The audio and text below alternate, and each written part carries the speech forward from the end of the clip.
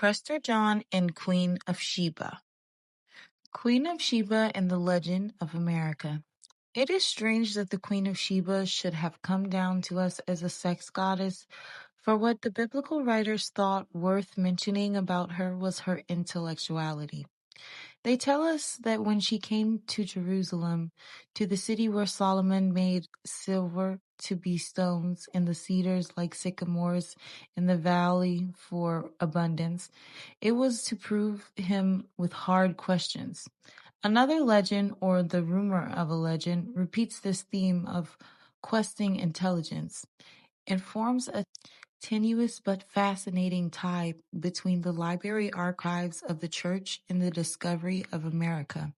One of Columbus's officers, the able but rebellious Martin Alonzo Pinzon, captain of the Pinta, who had helped fit out the ships and recruit seamen for the enterprise, later felt that his services had been inadequately recognized and rewarded. In 1515, 9 years after Columbus's death, an inquest was held as a part of Pinzon's lawsuit against the Columbus family. In the course of it, Pinzon's son swore on a visit he and his father had made to Rome, his father had called on a friend who was a cosmographer at the Vatican Library. This friend had lent him a Hebrew document from the Papal Library which said that in Solomon's time it was believed that the Queen of Sheba had sailed out of the Mediterranean into the Atlantic, and there 95 degrees to the westward by an easy passage. She had found a land called Sipanso, which Pinzon took to be Japan, fertile and abundant, and whose extent surpassed Africa and Europe. The Pinzons claimed that they themselves had intended to make this voyage, and that Columbus, despondent at the king's failure to finance his project, had taken heart after learning of this document. Witnesses were found to confirm the testimony. The story is not intrinsically impossible, though it seems so. Prester John and the American Legend. Occurring in the Inca Empire between the brothers Huayca and Altapala, it is believed that the Incas mistook the Spaniards for the second coming of Viracocha. Similarly, it is said that the Aztecs awaited the return of Quetzalcoatl from the east in the direction in which he had left them. Therefore, when the Spaniards arrived in present-day Mexico from the east, the Aztecs too mistook the newcomers for gods. In both cases, Quetzalcoatl and Viracocha are indigenous gods that are described as bearded and fair-skinned. This enabled the Spaniards to exploit these myths and frame themselves as gods. Yet these myths did not exist in the aforementioned form prior to conquest. This is not to suggest that Quetzalcoatl and Viracocha did not exist in the Aztec or Inca cosmovision prior to the arrival of the Europeans, but that the return prophecy was later introduced in post-conquest history as a master narrative for the early colonial period. In this form, it served as another justification for the atrocities that occurred during conquest and colonialism. What is particularly of interest is the duplicitous use of the return figure in early Western imperialism in efforts to indoctrinate other areas of the world through the manipulation of their belief systems. We argue that the Asian/African quest to aid Prester John was a pre-conquest justification to rationalize the exploration and conquest of foreign lands. The Prester John archetype then became a post-conquest justification of European domination and indigenous subjugation in the New World via the alteration of pre-Columbian histories, religions, and prophecies. In other words, variants of the same tactic were used in the series of conquests of the other on both sides of the Atlantic. This article seeks to discredit the idea that the Iberian conquest of the Americas was a stroke of luck for the Europeans by highlighting a system of similarly calculated operations in various parts of the world in the events preceding and following the conquest of the New World. The essay also aims to challenge academic canons that divide colonial histories according to region by examining an early global system centered on Iberian imperialism. By reading conquest literatures in dialogue with each other, one sees that the legend of Prester John was intimately intertwined with the conquest of the Americas and the desired conquest of Asia. Sir John might not have been a god like his counterparts in the New World, but he was not a typical king. Since he was said to be the descendant of the Magi, a certain religious aura supplemented his status as king and warrior. However, it is within reason to see why he could never reach godlike proportions. After all, the Christians already had their God, and Prester John could not replace him without Christianity losing its legitimacy. In the New World, on the other hand, an alteration to Prester John's role was made through the manipulation of pre-Columbian cosmovisions in which Quetzalcoatl and Viracocha are othered versions of this archetypal figure. Arguing that Quetzalcoatl and Viracocha are others of Prester John reveals a colonial tactic that highlights the aim of Iberian conquistadors to expand their Catholic empire on a global scale. A dramatic change in Prester John's description took place after the conquest of Mexico and Peru.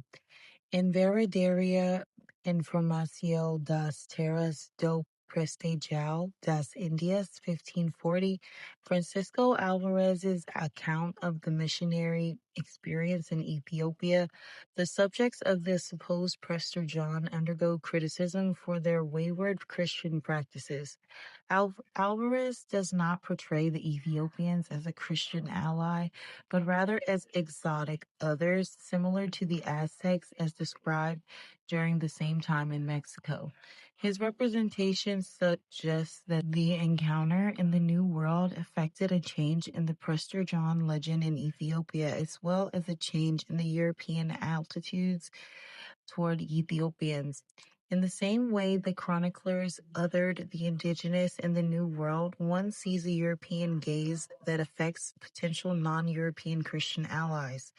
This is what Cornel West calls the normative gaze, an ideal aesthetic standard by which to categorize and compare observations, all leading to the emergence of the idea of white supremacy as an object of discourse. Through this gauge, Iberians imposed the same history on non-Europeans as they did most explicitly on the Aztecs and the Incas. Therefore, colonial techniques circulate from the Prester John legend to the New World conquest literatures and back to the Old World through the manipulation of religious semantics.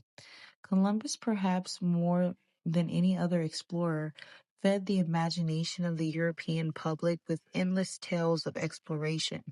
However, these stories were not original, and there is not a disconnect between the world that Columbus related to his kings, that the mindset was influenced by a medieval canonical imagination grounded in Pliny's Historia Naturalis. Although written in the 1st century after Christ, Historia Naturalis remained the great dictionary of knowledge throughout the Middle Ages and was among the first books to be printed in Italy in 1469. This timely publication influenced Columbus's voyage as Pliny describes a group of men who lived without women, oddities of the human race and mermaids. Similar descriptions reappear in Columbus's journal.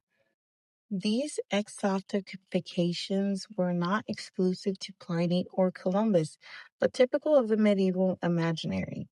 Take, for instance, an early 13th century interpolation added to Prester John's letter in which he claims that we have in our country yet another kind of men who feed only on the raw flesh of men and women. Nevertheless, we take many of them with us into battle whenever we wish to make war, and we grant them permission to eat our enemies.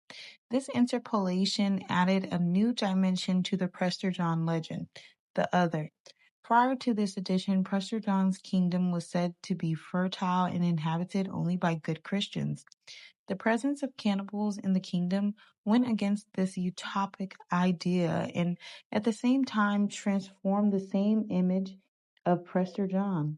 Suddenly, this descendant of the Magi was a ruler of barbarians.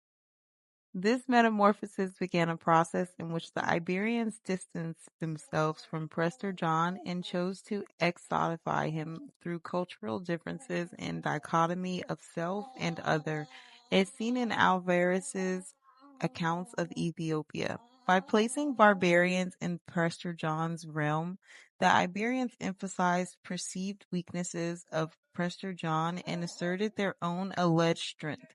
This began a colonial discourse to construe conquered populations as degenerate in order to justify exploration and conquest. A 1503 decree from Queen Isabella of Spain intensified this motivation because it explicitly permitted the enslavement of cannibals.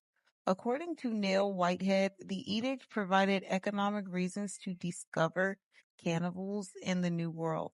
Cannibals became a labor force for the new colonies without the least concern for human rights. The edict both demonized the native population and legally produced an economic benefit. The parallels between the cannibals in Prester John's kingdom and the Caribs that roamed the islands of the New World, described by Columbus as terrorizing the innocent indigenous, are evident, as are other examples.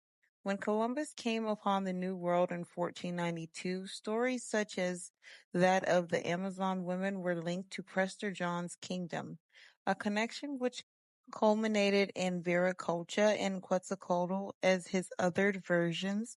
The likenesses are perceptible, and one observes the Columbus transplanted European legend to the New World.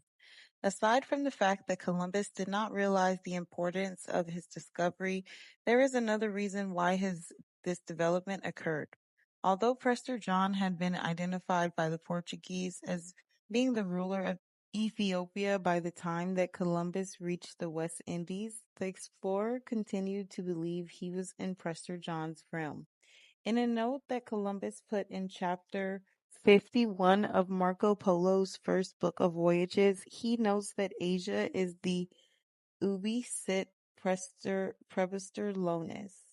What is more, a tale written by John Mandeville in the 14th century and placed in 1470 contends that a group of islands off the Asian continent belonged to Prester John and could only be reached by traveling around the earth. This is relevant because Columbus staunchly held until his death that he was in Asia and that he was searching for a great king.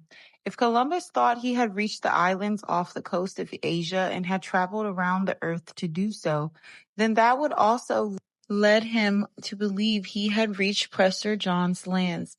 This hypothesis is further supported by the fact that Ethiopia, where Prester John had most recently placed, was not necessarily believed to be in Africa at the time, but was considered part of India. C.F. Beckingham thus mentions an extraordinary confusion between India and Ethiopia persisted throughout the 14th and 15th centuries. Furthermore, Gilano Datio states in Chapbook that Columbus wanted to be in Prester John's realm. Columbus, who was keenly interested in Prester John, had hoped to find his kingdom on that voyage. This document provides insight into Columbus's psyche during the time of the discovery. His mindset had an impact on his historical account because his desire to find Prester John.